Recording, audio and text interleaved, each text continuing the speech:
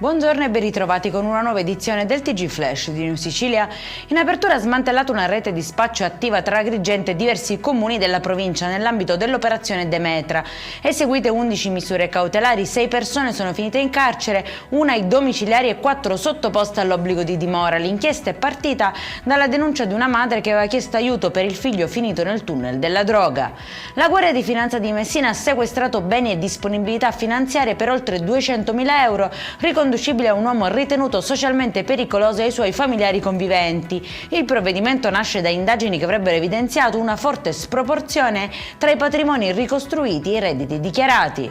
Operazione dei carabinieri tra Siracusa, Augusta, Ragusa e Francofonte contro un'organizzazione specializzata nel furto e nel riciclaggio di auto. 5 persone sono state arrestate e 2 denunciate. Durante le indagini è stata scoperta un'officina clandestina dotata di sofisticati strumenti per clonare chiavi elettroniche, centraline e targhe dei veicoli rubati.